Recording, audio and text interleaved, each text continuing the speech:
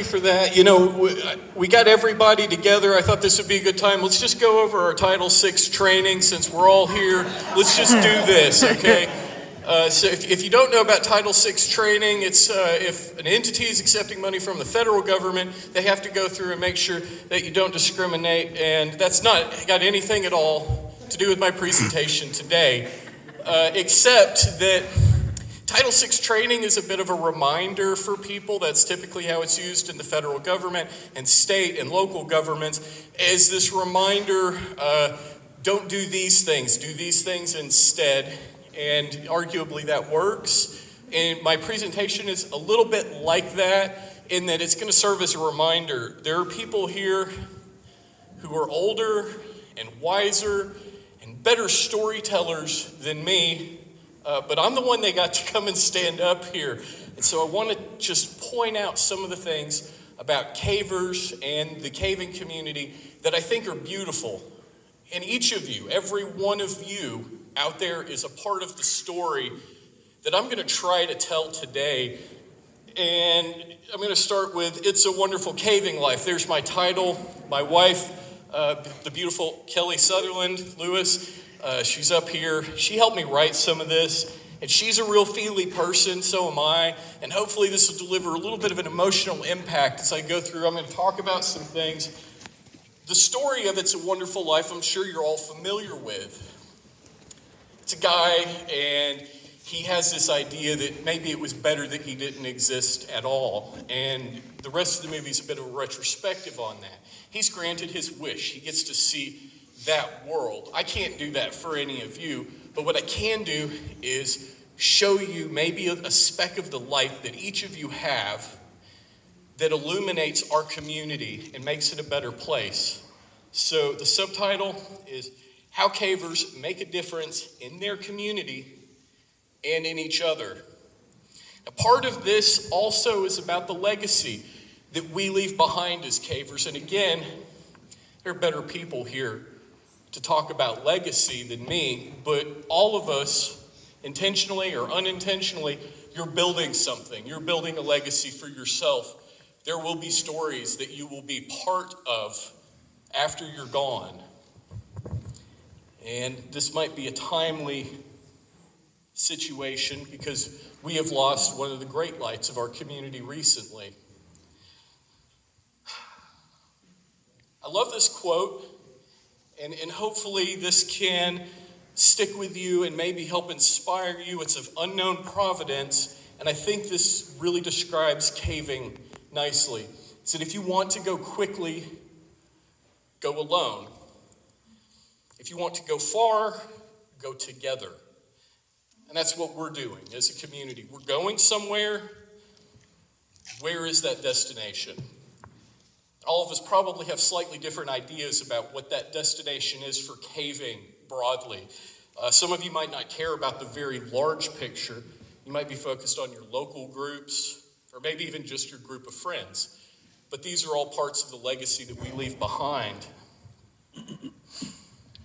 I put this together mostly based on the Tennessee caving ecosystem. I was trying to capture this picture, maybe like a flowchart kind of thing that shows this is what's going on. These are the people in gray, and we've got the organizations in light blue that describe the things that are happening in caving in Tennessee. And this is probably generally accurate for most to tag because we have grottos and we have cave surveys, and then we have our blanket organization, the National Speleological Society.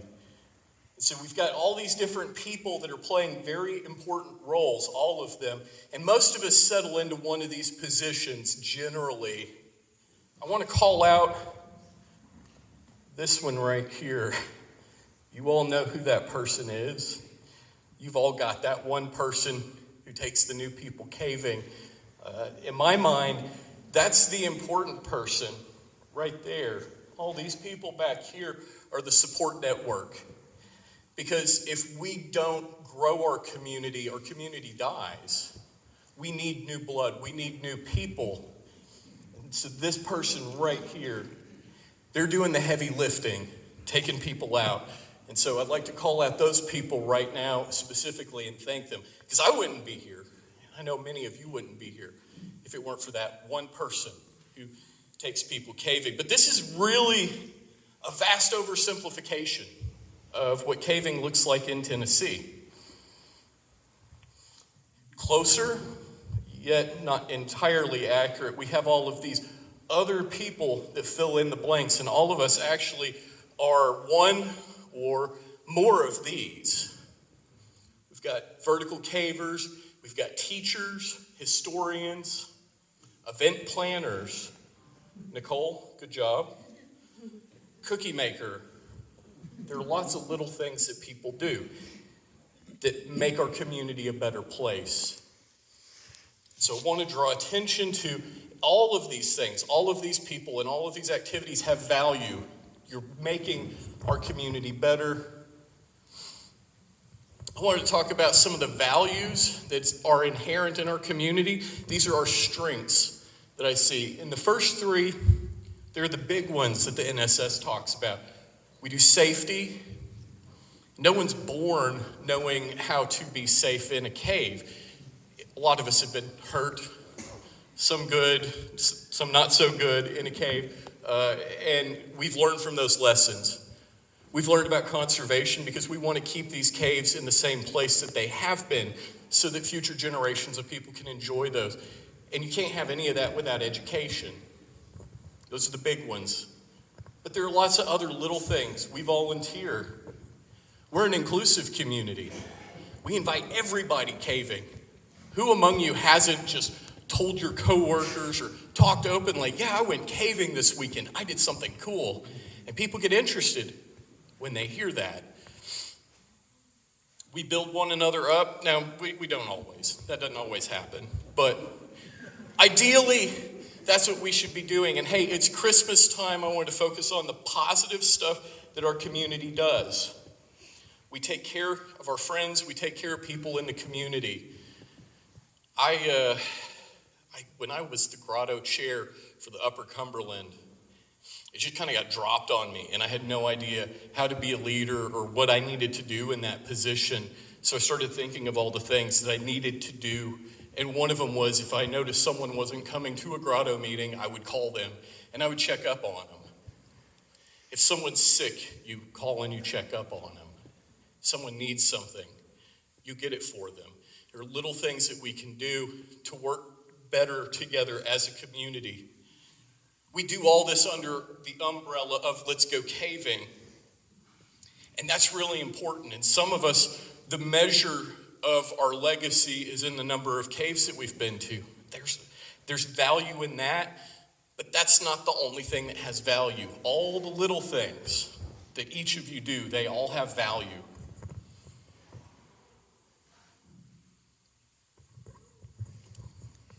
I hope I can explain this idea that a community is greater than the sum of its parts.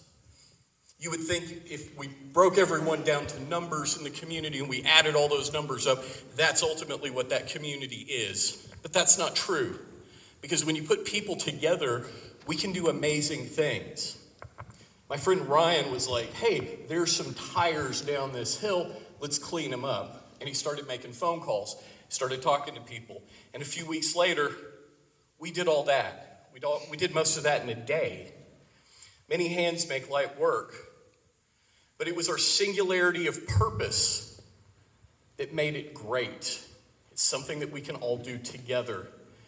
If you've done a cleanup, you know it builds camaraderie. If you've done a terrible cave trip together, you've suffered together, it builds camaraderie.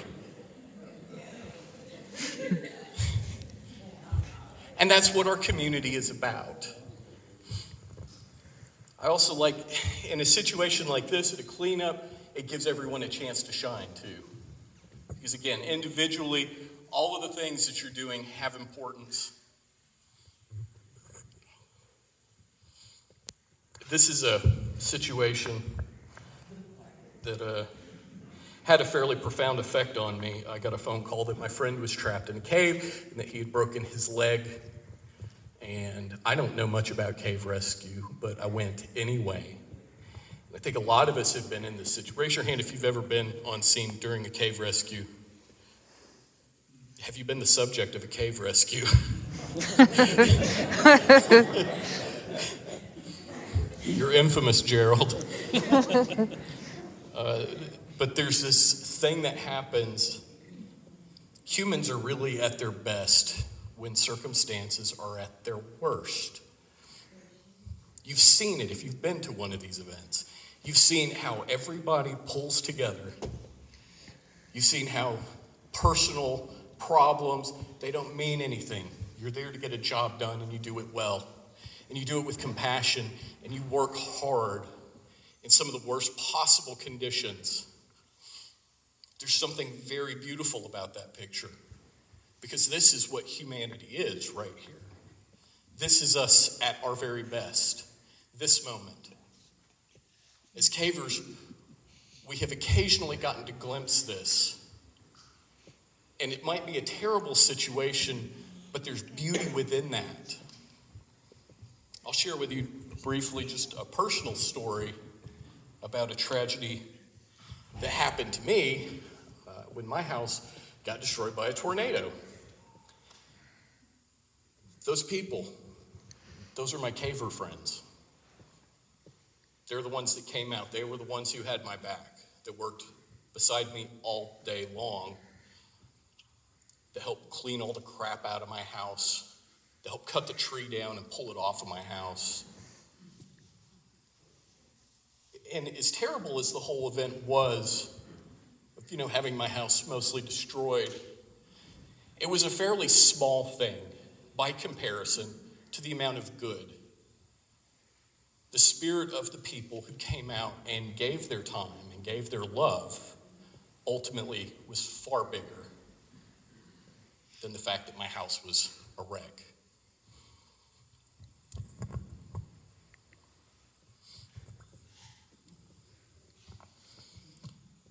So, this is it. We're all searching for a connection. We're looking for that legacy. I like these two pictures. I wanted to compare and contrast these two pictures. If anyone had ever gone out caving with Marion and Gerald, if you look closely at Kristen Bobo in the background, she's smiling. And you know why she's smiling. Because these two old coots haven't stopped fighting for an hour. And we're all thoroughly amused at this point. It's a wonderful thing to see.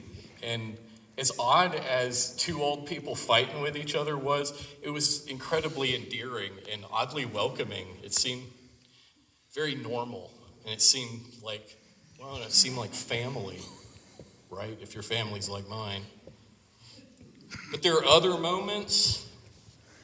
That's probably about the biggest one in my whole life, where I proposed to my wife. And the fact that she said yes, that's the big part of the story. But there's something else that's really important in that story, is that I never would have done that. That was never on my radar as a possibility.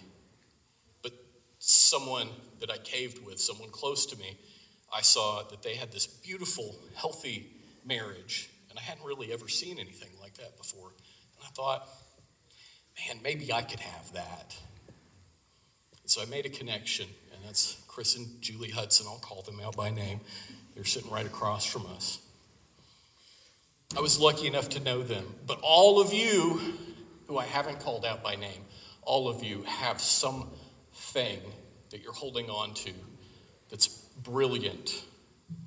And it's part of the gift that you give back to our community. I'll just give you some reminders. This is probably all stuff that you know. If you want to make a positive difference in your community, these are the things that you can do. Actually, these are the things that you don't have to be. To make a difference, you don't have to be the best. You don't have to be an expert. You don't have to be famous or infamous. Gerald. You don't have to have a YouTube channel to make a difference. The thing that you do have to do, you have to show up. I put that in bold because that's the hardest part, isn't it, sometimes? And it helps if you're kind, if you do things in a spirit of kindness. And I think I don't need to tell any of you this. It helps if you're passionate about the thing that you do.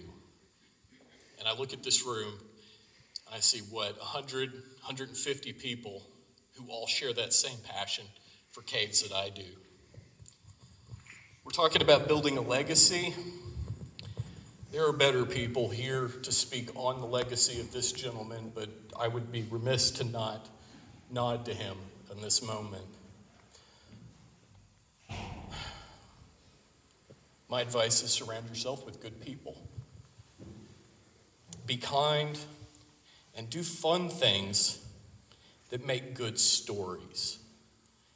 I'm probably up here because I like to tell stories, and I'm comfortable in front of a crowd, and I pretty much will always say yes if someone asks me to come up and speak. But all of you should have your own stories, and I know I've heard so many of them. It's one of the beautiful things about our community. I want to encourage you. There is a story that I think everyone should know, and you should be able to tell it yourself. It's your origin story. How did you start caving? What was that thing? I was like something that was flammable, and I met someone who was on fire. And she set me on fire. And I've been burning for caving ever since. It was as simple as that. It was like I was a caver when I was born, and I was just waiting for that right environmental stimulus. That's not my story. I'm not going to tell my story right now. Catch me later. I'll tell it to you. I want to hear your story. Origin stories are so important, not just in caving, but in personal relationships. Your significant other, you should have a good origin story for how you met your significant other. It goes great at parties. You can tell that. And tell people your caving story while you're at it. I apologize. I think this is running a little bit short, but this was my hope at providing you with just a touch of inspiration for the Christmas season. I wanted you to think about the good things that we do. I wanted to leave you with this quote. Changing the world is good for those who want their names in books. But being happy, that is for those who write their names in the lives of others and hold the hearts of others as the treasure most dear. We are a community. Communities are about people. Take care of the people around you. Thank you for your time.